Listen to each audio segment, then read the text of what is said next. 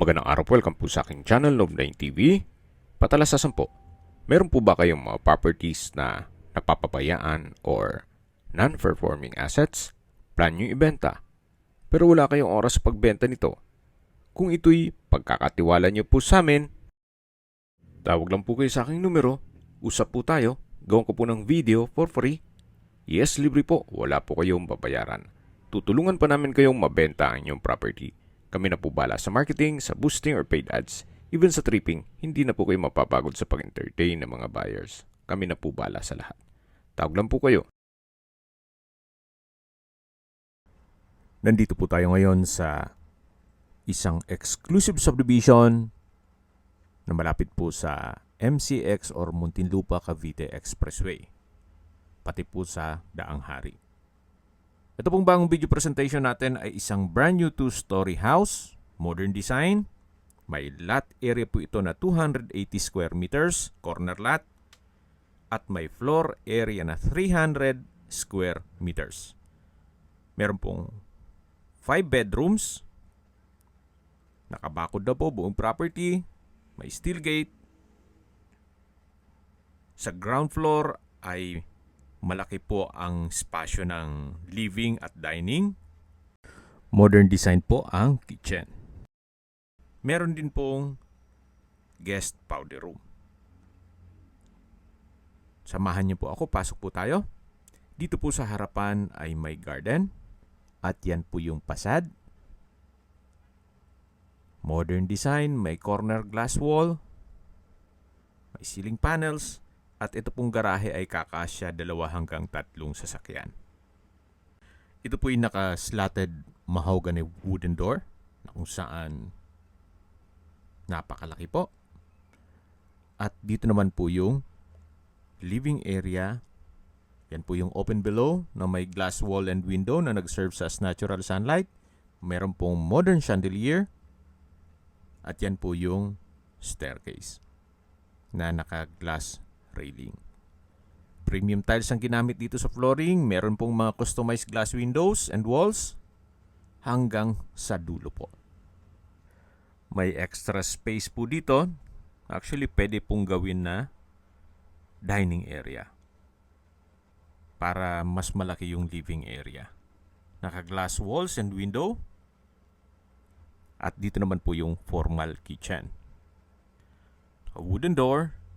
May kitchen countertop, wall-mounted modular kitchen cabinets, at meron din pong storage ng kitchen utensils, at ito yung naka-soft close hinges. Check po natin itong unang kwarto o first bedroom, high ceiling, pulido ang pagkapintura ng ceiling at wall, at meron din po itong sariling toilet and bath. At dito naman ay yung access door papunta sa likod ng bahay na kung saan meron pong setback. Yan po yung perimeter fence. Balik po ulit tayo dito sa loob. Tunghayan niyo po ulit itong formal kitchen na may kitchen drawer and cabinet. Naka-tiled kitchen wall, may stainless sink with faucet. Napakalaking bagay po nitong mga glass walls. Nakakapaaliwalas. At labas po ulit tayo. Ito po yung tinutukoy ko na another space na pwedeng gawing dining area para mas malaki ang espasyo nitong living area. Dito yung receiving area. Yan po yung open below. May modern chandelier, corner glass wall and window. At dito naman po yung powder room. Check po natin.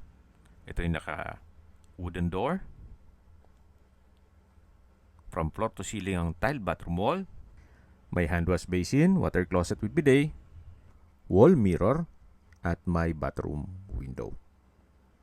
Ito naman po yung tinutukoy ko na sliding glass door na papunta sa covered lanai.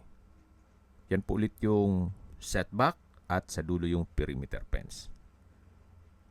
Yan po, tunghayan nyo po ulit itong living area o salas. Napakaganda po ng disenyo. Napakaliwalas. Ito po naman yung corner glass wall and window dito sa staircase. Yan po, kahit hindi na maglagay ng ilaw, may natural sunlight, naka-wooden staircase, at ito'y naka-glass railing and handrail. Yan po yung modern chandelier. Ito yung open below. Samahan niyo po ako. Akyat po tayo.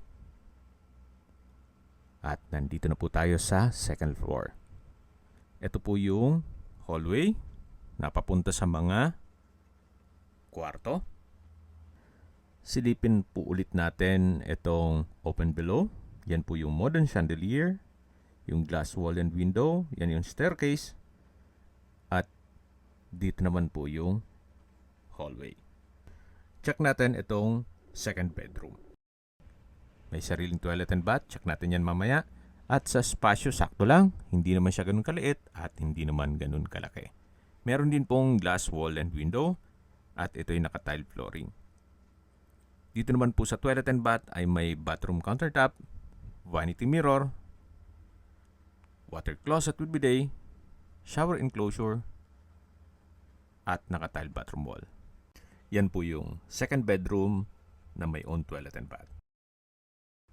Dito naman po yung common toilet and bath. Halos same design. May hand wash basin, vanity mirror, water closet, at sa dulo po yung overhead shower at shower enclosure. Naka-tile bathroom wall na rin po. Lipat na po tayo dito sa kabila. At ito po yung hallway. Ito naman po yung third bedroom. May sariling toilet and bath at walk-in closet. Mas malaki naman po ang spasyo nito. At sa dulo may access door papunta sa balkonahe. Naka-customize glass wall and window na rin po dito sa side. Check natin itong balkonahe. Yan po yung perimeter fence. At yan po yung glass wall and door. Ito naman pong perimeter fence ay may setback mula dito sa property. Hindi po dikit yung mismong property. Tunghayan niyo po ulit itong third bedroom. Ito pong nakikita niyong wiring. Upon turnover, aayusin po yan. Ito naman po yung walk-in closet. From floor to ceiling po yan. At dito naman yung toilet and bath. May bathroom countertop, malaking vanity mirror, water closet with bidet, shower enclosure, overhead shower, at bathroom window. Halos same design lang din po ng mga naunang banyo. At lalabas na po tayo. Ito po yung master bedroom o third bedroom. At labas ulit tayo dito sa hallway. Then dito naman po yung fourth bedroom. May mga outlet na rin po at nakaabang na wiring para sa split type aircon. Dito na po tayo sa last bedroom o fifth bedroom. May customized glass wall and window, tile flooring, pulido ang pagkapintura ng ceiling at wall, at may nakaabang na rin na wiring para sa split type aircon. Yan po ulit yung open below. At habang pinagmamasdan nyo po, pag-usapan na natin ang distance, location, at travel time. Mula po sa MCX, mga 2 to 3 minutes drive lang po. Napakalapit lang. Mula naman po sa Alabang, ang distance is 6.6 kilometers at ang travel time is 10 minutes. Mula naman po sa Villar City, ang distance is 5.1 kilometers at ang travel time is 9 minutes. Kung manggagaling naman sa Tagaytay, ang distance is 43.1 kilometers at ang travel time is 1 hour and 10 minutes. Kung papunta naman po kayo sa Makati o BGC, ang distance is 26 kilometers at ang travel time is 42 minutes. Kung manggagaling naman po sa airport, ang distance is 24.2 kilometers at ang travel time is 34 minutes. Ito po yung garahe. May mga materialis pa po na ilalagay sa loob ng bahay. Then meron pong setback.